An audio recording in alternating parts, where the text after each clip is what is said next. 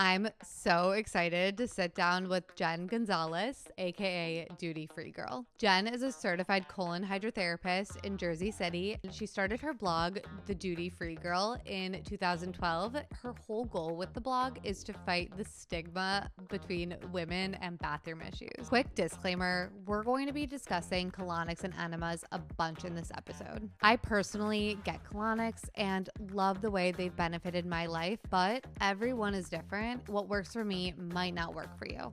All to say, this is not a promotion to go get a colonic or enema. This episode is purely for education and entertainment purposes. Make sure to follow your intuition and consult a trusted medical professional or expert on your own unique needs. Quick reminder that if you're a fan of all things gut health, wellness, digestion, food, entrepreneurship, hit the subscribe button and turn on notifications so you never miss an episode. And if you're looking for quick tips and recipes, head over to my Instagram. I hope you enjoy the episode. So without further ado, here's my episode with Jen Gonzalez.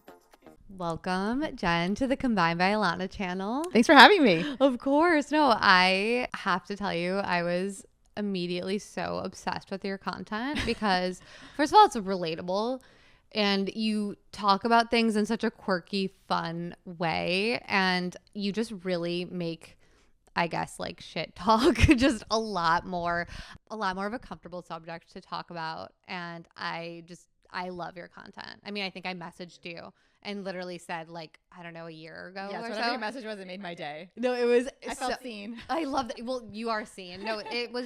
Your content's just so perfect. So I had to have you here. Thank you. I mean, my goal is to just destigmatize the whole conversation because Totally. it's so important. I mean, elimination, detox is such a trending word now. It's been a trending word for many years. But are we detoxing unless we're actually eliminating, pooping, sweating, draining our lymph systems? I mean, this was all driven home to me by Natalia Rose's book. So I credit Natalia Rose and Gil Jacobs ultimately. No, totally. I mean, I feel you. No, I credit Gil all the time. We got into it a lot in our episode, but I definitely want to hear it from you too, because a lot of people just don't. Yeah, a lot of people don't know what detoxing means, or that it's about what goes out, not what goes in. So I want to get into all of it. Get into it. Okay, so it was in your 20s you picked up Natalia Rose's book. What did you learn? What was the first thing that grabbed your attention?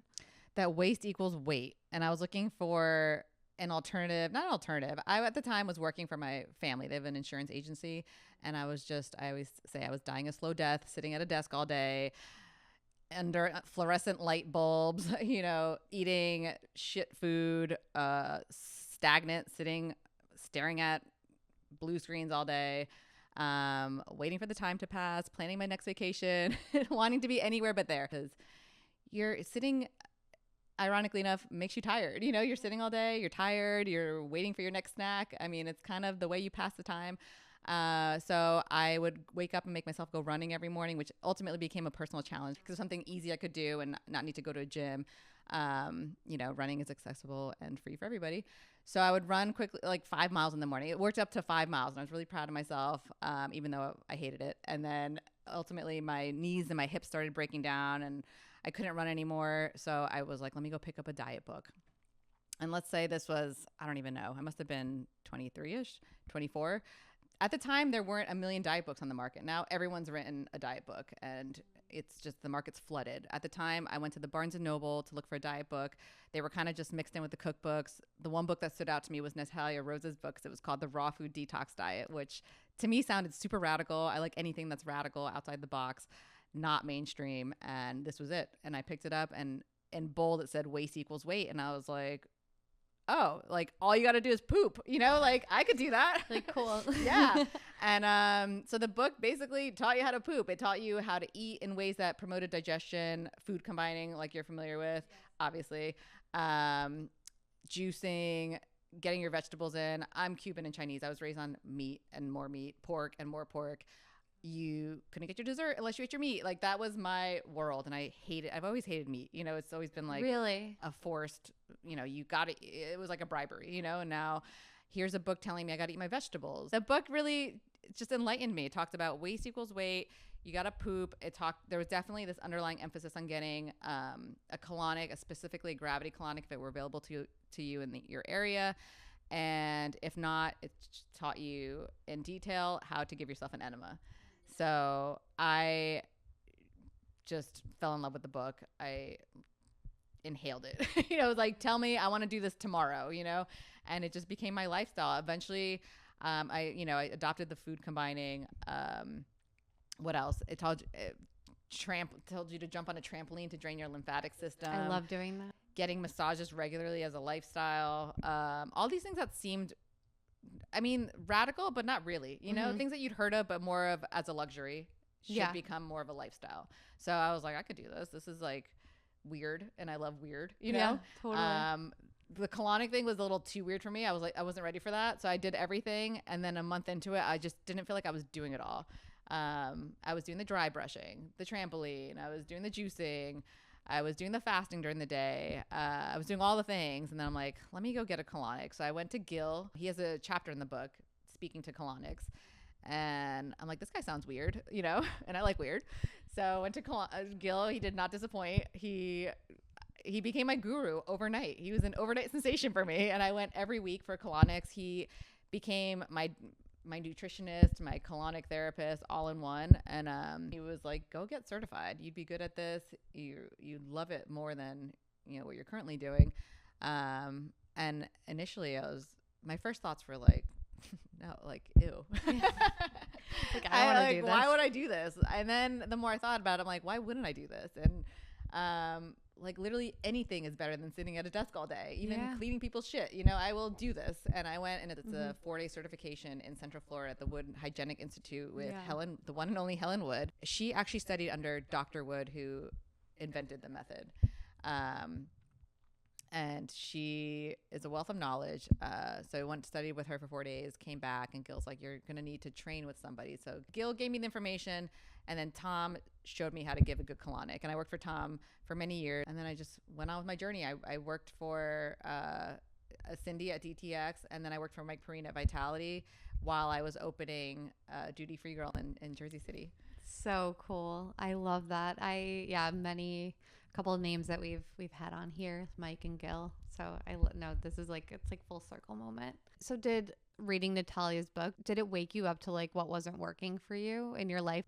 It just showed me that there's alternative ways. I was in my 20s, so I was very young and very, I don't want to say the word brainwashed because I love my family, but like, you're in your bubble. You grow up a certain way, you're taught certain ways to live, and you think that's going to be your life. Like I was raised in the generation where you think your life is going to be an office, Yeah. And then I meet Gil, and he's like in a closet, like giving colonics all day long. And I'm like, oh, okay. But he's free. He's like a very free spirit, and I'm like, that exists. Like, you don't have to like subscribe to any way of living if that's not making you happy.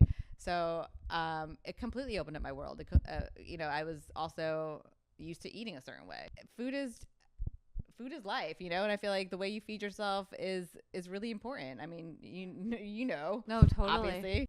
Also, what comes out. Like I remember Gil saying what comes out is even more important than what goes in, or what you're eliminating in general. What you're eliminating from your diet, what you're eliminating from your body is more important than what you're putting in. So all these things like knocked me off my feet. I was just like, wow, like my head spinning in a good way. I was like, I have so much to learn, and there's so many alternative ways to be. I love that because cleansing is also like, it just helps you get that BS monitor going on in your head, and you get this like filter, and you're able to just kind of like, at least for me, like it helps you. Just bottom line, helps you filter out the BS. Yeah. I also read that you did the master cleanse. Yes, that was my first, I think, juicing cleanse. Gil wouldn't call it juice, but it was. Can you quickly explain what it is? So the master cleanse is you're drinking maple syrup with, it's basically lemonade. You're drinking lemonade all day long. And it's maple syrup, which is supposed to provide all the nutrients that you need, with lemon, which is supposed to break, I think lemon is cleansing, and some cayenne pepper to break up mucus in your system. So you drink this fluid all day long. I forget if it's limited to a certain amount of cups a day, but it's delicious for like a day or two, and then you're just like so sick of lemonade. But it's spicy lemonade. And then in the morning, you're supposed to drink this saltwater concoction, which I had read blogs before I embarked on this, because you're strictly just drinking this lemonade. And I feel like, was there something else included in the cleanse? I can't remember. This was so long ago. I never did it again. It's generally a 10-day cleanse. And you did it for all 10 days? I did it the 10 days. And then I drank so I was reading this blog about this girl who did it. She's like, just whatever you do not fart, because a fart, it'll be a wet fart, So I remember leaving the house to go to like the insurance office in white pants. And it was the morning that I drank the salt water. And I love salt. Like I love salt. And you would not believe how hard it is to drink. I forget how much of salt water they ask you to drink, but salt water, that's wild. Really does. And I've drunk Epsom salts before, but it's different. Like salt water with like, Celtic sea salt. It's just like, so like I got the flush. So I didn't do the salt water the rest of the cleanse. I think I did it one day. But the master cleanse was, it's a challenge. I think any amount of fasting is good for you, but I also think it becomes just a total mind fuck. I went through like my juice fasting periods where it's like, it becomes a yo-yo diet. You're just like, you get addicted to the feeling like, not bloated and svelte. And then, but all you're thinking about is your next meal, Yeah. Even if you're not hungry, you're still thinking about food, right? So I think anything that becomes obsessive, it's not contributing to your health. So I learned the hard way, but I'm glad I went through it. I went through juice. The only time I really condone fasting is if you're doing short periods of fasting throughout the day. Like animals in the wild don't eat all fucking day long like we do, So it's good to fast. And they call it intermittent fasting, but it's really just don't eat all fucking day long, Yeah, no, totally. That's funny because that's something Mike said too. We've been doing this for so long, and now they just have a term for it. Yeah, exactly. It's just like silly. And then the other time I recommend people fast is around a colonic because people just tend to be sensitive. I tell people to just kind of fast for post colonic for at least a few hours. Also, people tend to bloat easily after colonic because they. We're shifting things in there. Your microbiome is going to be different. It's going to be digesting and creating all different kinds of gases in your system. So just try to lay off food, give your digestion a break for a day, and then that's pretty much it as far as fasting is concerned. I feel like fast when you feel like it, not when it's a challenge. When it's a challenge, then it's just you're not going to be able to be productive in your life because all you're going to be thinking about is food. Totally. It's true. I actually just did, it's funny, I did an episode just a few weeks ago. Gil had me do a cleanse for my acid reflux. And so I did it for 3 days. At first he said do it for a week. And I was like, I just don't think I can. I just did a bunch of juices like celery juice, carrot juice, and then a juice of like apple, fennel, celery, carrot, and coconut water. And then the heaviest thing I had was this coconut smoothie, just like, the coconut meat and the coconut water. And I did that for 3 days, but it worked. Really? It worked. And I also did, and this is another thing I want to get into with you too, because I know that you're into this. I did wheatgrass enemas. Oh, nice. It's like all has really helped, but I know what you mean because afterwards, I mean, I will say day 3, and I also do credit, like, I don't know, maybe because I knew I was going to Gil and then I could break it later. You know what I mean?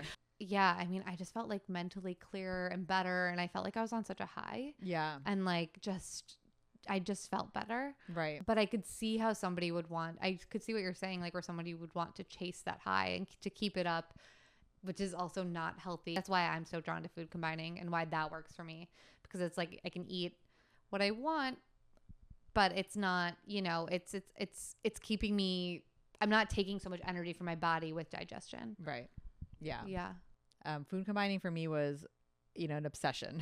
So, really? Well, services like yours make it more available and more accessible, but it's back then it was like, all right, well, I'm raw vegan and I'm food combining. Like, where am I going to eat? Raw vegan, that's hard too. Yeah. And it was just, I'm like, and I don't want to hang out with my friends. I just want to go home and like make my raw vegan food and combine it. And you know what I mean? And it was just like, dude, I'm a fucking loser. Like I need community, Yeah. and not just like a raw vegan community. So for me, that's what it became. And I'm gonna say that becomes what it became for me, for everybody, because now I still like food combining has its merits for me. I still tell people, I give everybody the example of a crudité platter. Yeah. Like I know my body, like, and I think everybody's body is totally different. Like we were saying before, there's so many reactions going on when you put something in your mouth. You can't just tell somebody this is how your body's going to respond, because things manifest differently. It could be allergies. It could be neurological issues. It could be bloating and gas. And that's not going to be the same case for the next person. That's why people have different allergies, right? And some people can eat, like my daughter, she's I don't even want to jinx it, but thank God she doesn't have any nut allergies. But, you know, like the next kid does. And it's just, it's a shit show, you know, but like you really don't know what's going on in your body. It's really all trial and error. So for me, food combining, I don't food combine, you know, I'm not obsessed with it, but there's certain things that do still ring true for me, you know, like green juice is always on an empty stomach, right? I don't necessarily have to have fruit on an empty stomach. Really? Yeah. But a crudité platter, vegetables I'm very sensitive with. So an order, food order is really big for me. Yeah. So, you know, the whole principle between food order is you want to eat the foods that digest faster first, like Gil's whole analogy, which I think you could probably explain better, but it's the Ferrari. You know what I'm talking about? No. So Gil says you want to eat you would have put a Ferrari behind a Mack truck, like, you know. Oh, I've heard this one. Yeah. So you don't want to eat the foods that digest slower. Yeah. First. You want to eat the foods that can, you know, zoom through first, and then the heavier foods later. So for a crudité platter, for example, if there's like a crudité platter with crackers, celery, carrot, whatever, your raw vegetables, a dip, like I cannot have the cracker first with the dip. Like I have to have the raw vegetables and then do the crackers, because otherwise I will just feel fucking bloated and it'll just ruin whatever event I'm at. I'll just want to go home. Yeah, no, totally. And like lay down. At this point, I know that that's what's going to happen when I eat these food in certain combinations, and that's empowering, you know, to know how your body responds to different things. And food combining, the laws of food combining opened up that reality to me. Whereas some people are like, I can't eat vegetables and make me bloated. And I'm just like, well, maybe you're just eating them wrong. You know, maybe it's just the order you're eating them in. Like something so simple, such a simple tweak can completely change your outlook, you know, on healthy eating. No, it's true. So you mentioned, we talked about gas for a second. One question I get like all the time is, you know, I'm eating all these cruciferous vegetables and whatever, and I'm getting bloated. One thing is, like I always say, I wouldn't eat broccoli raw. Like I would eat that cooked. Like it should be the leafy, hydrating, crunchy vegetables that you eat before your cooked food. And that does like fly, like exactly like the Ferrari and the Mack truck, like that will fly through your system and everything. Right. What happens? A lot of women do this, as you know. What happens when you hold in gas? I just encourage people to just go to the bathroom and just sit down and fart. Yeah. Because you are adding pressure into your body, and any pressure, like gas rises. So like when you have gas, and we all have gas in our body, we all have gas pockets. It's evident in the colonic. It doesn't matter how you eat. We all have it. Our digestive tracts are fermentation vats. We are made up mostly of bacteria. We're outnumbered 10-to-1 microbial cells. So they're constantly digesting food for us, and they create methane and hydrogen. And if you're not moving, then these gas pockets are just sitting and collecting in your body. So it's pushing forward, you're getting bloated. It's pushing backwards, you're getting back pain. It's pushing upwards, you're getting reflux. It's opening up the lower esophageal sphincter, and you're just getting reflux. And all this stuff is happening to you. And then, you know, I learned from Gil, like when you feel swollen, like bloat isn't just in your belly, like your arms get swollen, your legs get swollen. Sometimes you just feel fucking swollen. Your face blows up. He would always, you know, no, like totally, you know, and it's like, he would always call it pressure. And it's just like, that makes sense. We're just like pressure cookers, right? So just fucking fart, you know, like go to the toilet, sit on the toilet, put your feet up on a squatty potty and just let her rip, you know. It's like, so funny. Put on some music so no one hears you. Yeah, I actually have at my office, I have you been to Japan? No. They know what's up. I mean, they have in every bathroom, even if you go to a rest station, they've got noise makers for your discretion. They've got toilets. Like they treat it like an experience. They've got heated toilet seats in every single toilet you've ever sat on in Japan. They've got specific shoes to wear in the toilet, like in the bathroom. They've got bidets in every toilet. Like it's just an experience. I saw on Doody Free Girl on your blog a post that you wrote about like just relationships and how relationships can be ruined by bathroom anxiety. And I'm obsessed with that. You basically were seeing a bunch of women who were coming back, maybe they were coming back from like vacation with their boyfriend or something, and you're not, you know, you're trying to keep it cool and sexy and whatever in front of your boyfriend, but you're holding in gas. And all of that stuff that you're talking about, it could ultimately be a relationship ruiner, which I totally get because that affects your brain. Can you talk about that kind of? Yeah, I mean, that's how I started the blog. I was working for Tom at Release, and most of my clients, I guess still to this day, most of my clients are women, but I definitely have a fair share of male clients. So I do not discriminate. Men are always welcome. I always say women are most of my clients are women, and definitely a common theme I've noticed. And the reason I think women have digestive issues, and not just because we have reproductive organs that are creating more obstacles, our intestinal tract is also a little bit longer. There's all this stuff going on down there physically, but I think a lot of it's mostly emotional, and the stigma behind it, and just mean girl shit growing up. We just have so much going on, and I think men are just more free with that stuff. And I think also because they eat and just shit like, animals, as we should. Yeah. But, with my females, I just noticed a common theme. A lot of them go on vacations with boyfriends for the first time. We'll just hold it in, or there's some sort of mental block that they just don't go. And then I remember one client, she was living in the city, and she would go down to the lobby to go poo. And I mean, yeah, I have so much to say to that, because it's like, I know that person. I have been that person. I think we all have been that person. Yeah. But then how freeing is it, and how much closer can you get if you can just You're right.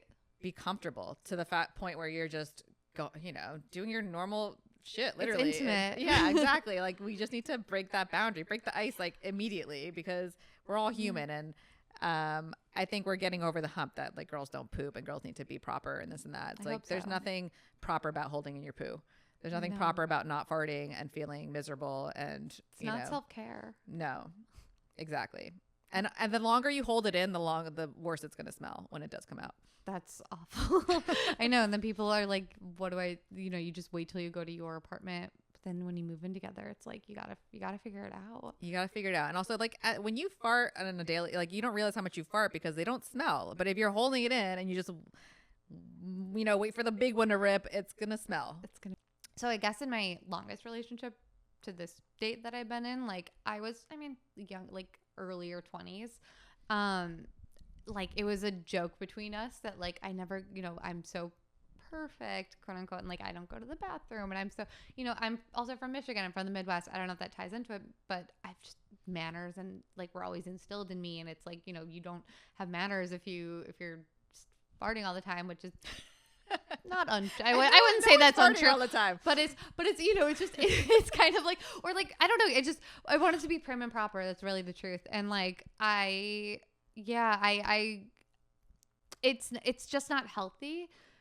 Obviously, I focus on that more now. So, going into my relationship I'm in now, it was like, okay, I'm in the gut health and digestion world. I'm in like that's my arena. I'm telling people all the time, like, about why, their digestive tract, how they can improve it. Like, I can't be scared to go. I have a squatty potty in the bathroom. Like, I can't be scared to, like, be myself. And, like, it took me a minute to, like, unlearn what I knew before to be true, and to, to be like, okay, I can, it's not always going to be perfect, but I'm a better version of myself. I think that's a big reason. I can actually be honest. It is a form of intimacy. You find your way, you find your communication style of talking about shit and whatever. And now, could you even imagine not being able to talk to him about that? No. Like, if your stomach, I think we live together. It's how it should be. Yeah. It should be completely normalized. Absolutely. Something I love everything you talk about. You also mentioned like, constipation, both physically and mentally. Can you explain your constipation theory or philosophy? I just think we're all constipated physically. As humans in the modern day world, we are not we're not hunter-gatherers, we're not moving all day long, we're sitting, we're stagnant, we're stressed, we're eating when we're stressed, which is a big thing. And that contributes to digestive distress. I always give the example of animals hunting their prey. They've got stress hormones coursing through their body, adrenaline, while they're hunting. When they catch their prey, they finally have dopamine and all the relaxation chemicals coursing through their body, and then they're in a position to receive nutrients. And we don't do that. We don't give ourselves a break to, like, sit and relax and eat. I'm a slow eater, and it takes me 10 minutes to eat a meal. So we all have 10 minutes to sit away from our desks, away from our deadlines, and eat, while we're whatever, reading a book or doing something that's completely taking your mind off of your obligations. But because otherwise we're just eating with cortisol running through our body because we don't have adrenaline. We're not like running after animals. We're just like stressed at our desks. And then that's creating all the stagnation here. So physically we're all constipated. We also are eating, we're exposed to chemicals and toxins and everything we eat, breathe, and drink, right? So our bodies can't process that. So we're not only are we eating when we're stressed, we're eating things that are unnatural and our body doesn't know what to do with it. So that stuff inevitably infiltrates your bloodstream. So our intestinal tracts are, they're fucking long. They're like 26 feet long. So think about all this stuff just piling up in your digestive tract and we're not even moving. So if you're not moving, you're not stimulating your peristalsis, which is your bowel movement, your bowel contractions. All these things are contributing to constipation physically. And then emotionally, our generation's kind of fucked up. I've been in therapy for like a few years now, and we have a lot of inner work to do. We need to express ourselves. And, just a very basic way we could do that is expressing our bodily needs, our physical needs, not even our emotional needs, but like we can just talk about our physical needs. That I feel like starts opening up the door to just really, releasing a lot that's going on up here. Yeah. Because a lot of that, anxiety starts in the gut. It's all related. There's the gut-brain axis. And, science is heading in the study of everything going on in our body. It's all really new science, like studying the connection between the brain and gut. There's actually more communication going from the gut to the brain than the other way around. There's also, the microbiome, the study of the microbiome and how that's affecting our health and directing our health. Everything from obesity to autoimmune, it's still widely unknown, but like all of this is related. So we just really need to take care of our brains and our gut equally.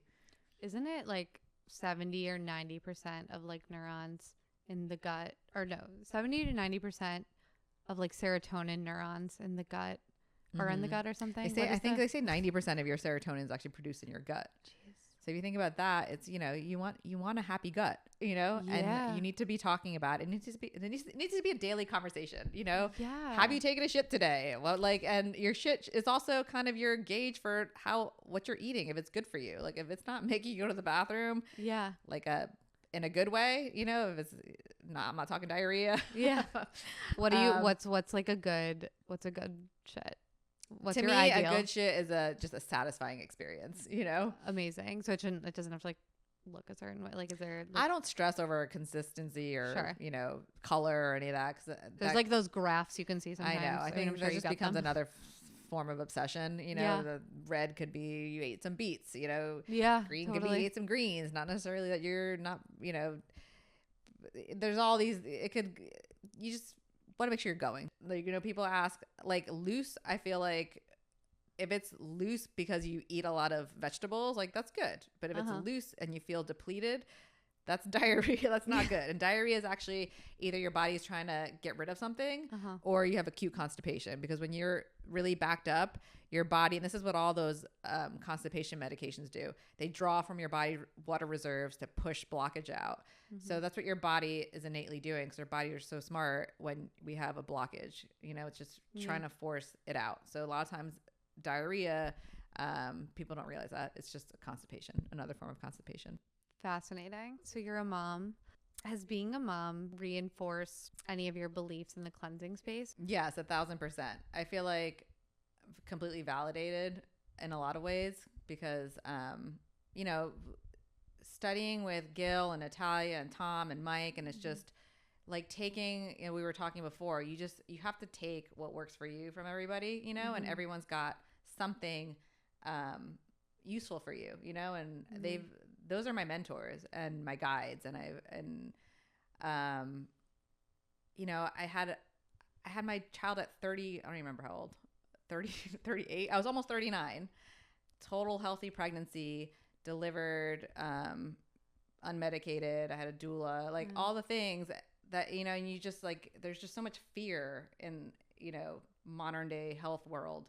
And you're just trying to tackle everything and trying to just sift through just to find the truth, and I felt so validated when she was born, because I felt like, wow, like it worked, like this is working for me, like I'm fucking almost 40. I just had a healthy baby. with no medication and like, don't fuck with me. I know my truth and I know what works for me. Wow. I also saw a blog post about fertility and cleansing. What would you suggest to someone who is trying to get pregnant who might not be in the cleansing space? Like, what would you suggest to those people? Well, most of my clients, most of my clients aren't in the cleansing space. Like when I worked in New York, it was a different crowd. Everyone here is just a little bit more privy to this stuff, I would think. And that's what I loved about Jersey. It's like I felt like an educator almost, and it's just any little bit helps, right? So it's like here, and I noticed that in the city, people would come in that also weren't necessarily super cleansers, but they would come in as a last resort. I heard this helps with fertility. And I've had a few people come in, I'd seen them once before and they're like, oh, I'm just, throwing this into my toolbox again because it helped the first time to get pregnant. And I was like, oh, like cool. Like that's happened a bunch of times where people come in just as like kind of like a Hail Mary just to get pregnant again. You know what I mean? And it worked.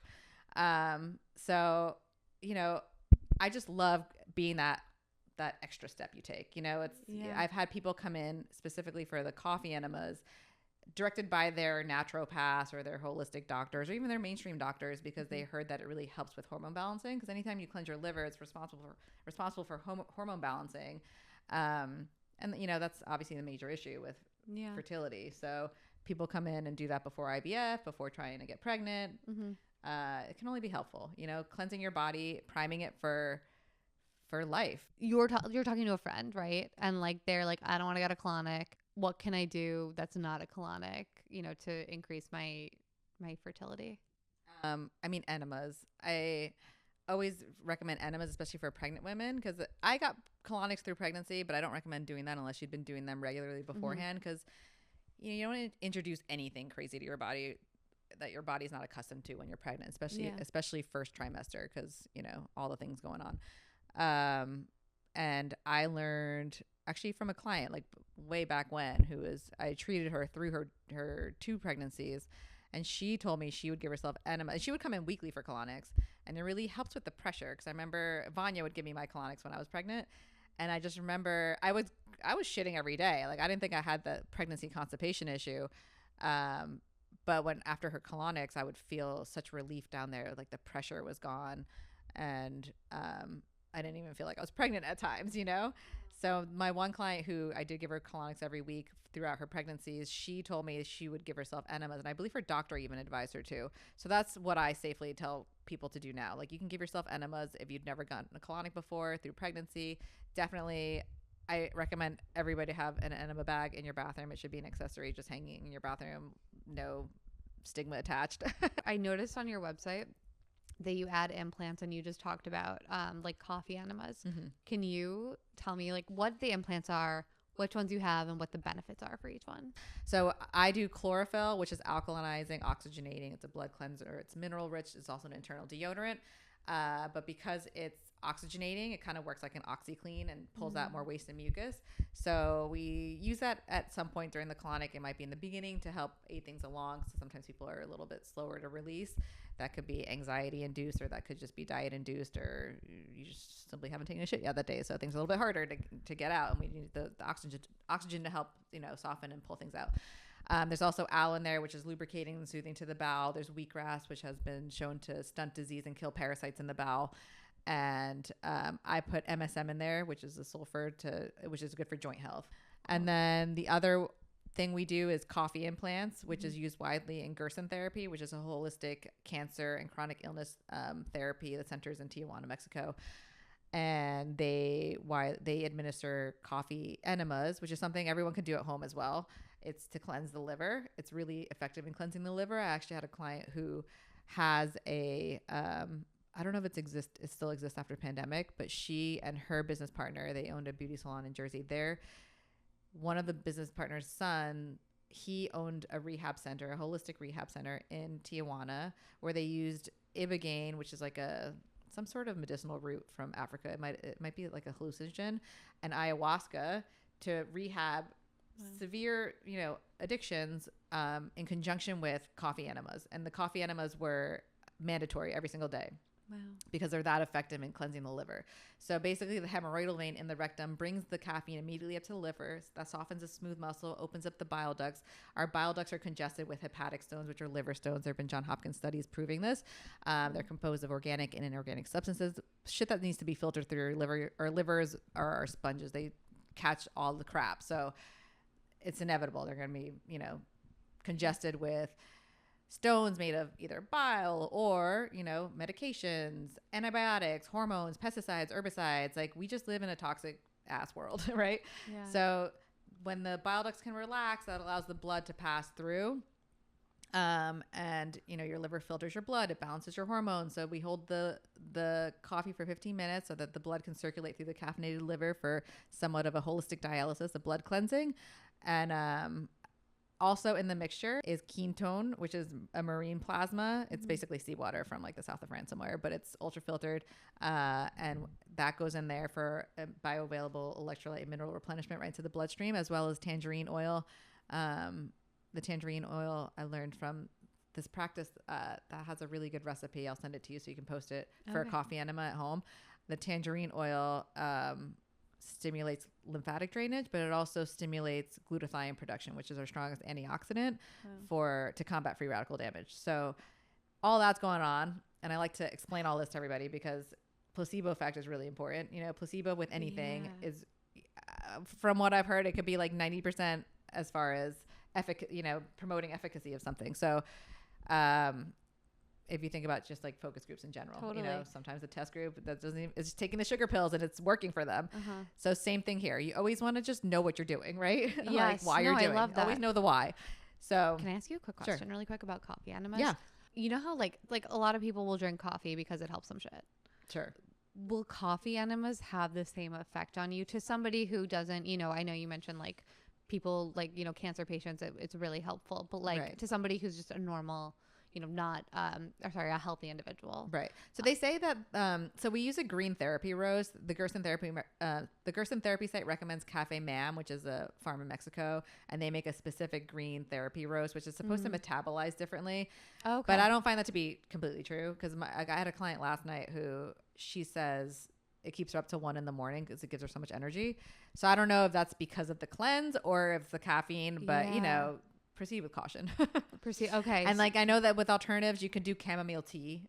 That's supposed to be an effective alternative as well. Sure. So if you're super sensitive to coffee, I would probably stay away from it.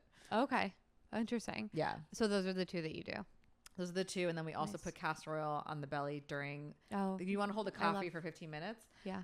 So we do the castor oil, which is widely used in Ayurveda and Eastern medicine for its decongestive properties. It's good for inflammation. It's good for constipation and bloating. You can put it on at night and sleep with the castor oil pack on. But here we're using it more with the purposes of decongesting the liver. It's obviously good for all the above, but that's something you could do at home as well. Yeah, I use that also for my my cleanse. Yeah. Too. When I did that, it was really it's so. I mean, to anyone who's having, especially even when I had terrible cramps or something, it's like so helpful. Yeah, and like don't underestimate the power of topical treatments because I always tell people because they're like, how does this work? And I'm like, think about nicotine patches, birth control patches. Like our skin is our largest organ. It's got shitload of pores. That's just bringing everything into the bloodstream. So it's important that we use toxin. We put clean products on our body. Yeah, and be mindful of whatever goes on your skin and just know that your skin is powerful. Things that go on your skin absolutely get absorbed. Totally. Yeah. For more on that, also my episode with Cindy is really awesome. We talked a lot about clean beauty. I love Cindy. Yeah, no, she's awesome. And also it's like whatever doesn't come out of you if you're holding in anything, right, it comes out on your skin as well. And that's like something that's because it's right, like open pores. Yeah. So that makes sense why you get a breakout if you're holding in gas and all that stuff. Basically, what is your normal diet like? Well, interestingly, another parent at my child's school, we were volunteering in the kitchen together, and he's like, we naturally start talking about shit, and he was saying he healed his gut with this book written by this doctor. His name is Dr. Jonathan Aviv, and I believe he's based in Brooklyn, but he wrote a book on. It's called the Acid Watchers Diet. I felt like it was Natalia Rose's book all over again. Like I just completely like absorbed it. I'm like, I need to do this tomorrow. And it's a 28 day to healing your esophagus. Well, I'm starting to eat better because of this cleanse. Like I was, I was eating like a toddler. I have a 3-year-old, so I mean, she's well, but still lots of chips and junk and whatever, nibbling on that throughout the day. But now this diet really helped reset any cravings or any even desire for any of that crap. And I love this theory. He's like, make it a point to like, well, first of all, you should not eat between 7 and 7:30. Cut it off at 7:30. You want to, food takes 3 hours to pass through your stomach. You don't want to lay down on a full stomach because that's weakening, opening the lower esophageal sphincter and allowing acid to go up. So stop eating 3 hours before bed. He says, hard stop at 7:30 p.m. So I started doing that, except for last night. I was definitely late night eating. And this morning I was like, ugh. But aside from last night, I've adopted this new way of eating. Like you stop eating at 7:30. He's like, eat a pound of vegetables a day and half a pound of fruit. And I'm like, he's like, that sounds like a lot, but it's not. He's like, a full salad is like already a half a pound, Yeah. A banana is already a pound or whatever the requirements. A pound's already like banana's already half a pound of fruit. But in the stomach, you can feel it quicker too when it's the vegetable or the fruit or something more than when it's like the chips or something. That's why we overeat the chips and right. And then that's what he like, same thing I remember with Natalia's book. She's like, you just want to crowd out the cravings. Like when you start eating this way and getting in the fruits and vegetables, your cravings go away. You're full, you're satiated, you got, nutrients. And what I like about his book also is he talks about, well, I love that he's a doctor talking nutrition. First of all, I love a doctor who loves nutrition. You know what I mean? Totally. And so he says, eat a combination of raw and cooked. Different things are available when things are cooked versus when they're raw. Yeah. So, and they both have their value. So you want to do both. So, I definitely have been making it a point to do that. And in my head, like, have I had a pound of vegetables today? Have I had to have a pound of fruit today? And now it's just becoming second nature. I'm a creature of habit. So like, I'll eat the same shit. Like, to answer your question, my favorite meal is really simple.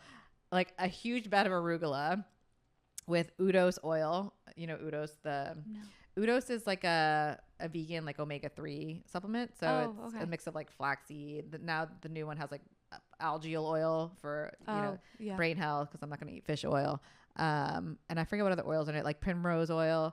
So I just put like a tablespoon of that, and then I do a whole avocado. I love sweet potato. I love the white sweet potatoes, but I'll do any sweet potato. I just chop it up in slices and stick it in the oven for 20 minutes at like 400. Yeah. And then just like douse it with salt and nutritional yeast. And like, I love that salad.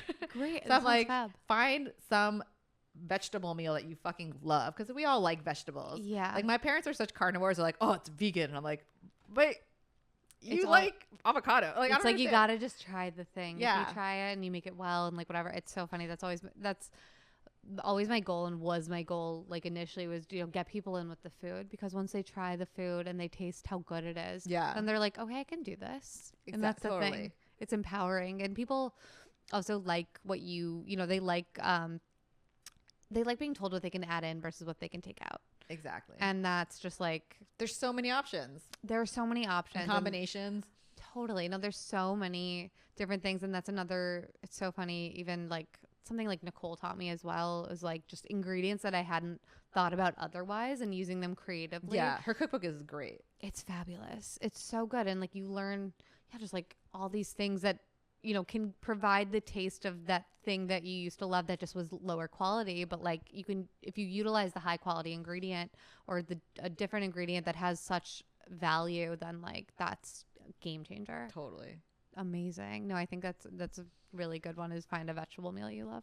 I love that. Yeah. Thank you so much. This has been such a pleasure. You're such like a wealth of knowledge, so much like science, but like very relatable. And I love that, because that's what I try to do, and you're on the right channel for that. Thanks for having me. No, thank you for being on. And where can people find you and read Doody Free Girl and everything? You have so many amazing things to say. My blog is just doodyfreegirl.com.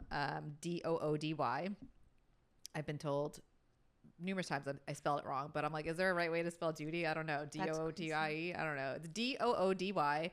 freegirl.com, and then everything's Doody Free Girl. Instagram, I'm very active on Instagram the most. I'm trying to get more into TikTok, but it's just another thing. And my blog, like I haven't had so much time to blog regularly, but I'll get back into it. But I have so much information on there. I love your blog posts. And Thank where you. can people visit you at your Colonics Jersey studio? City. So downtown Jersey City. I'm right outside of New York. The Grove Street Path Train.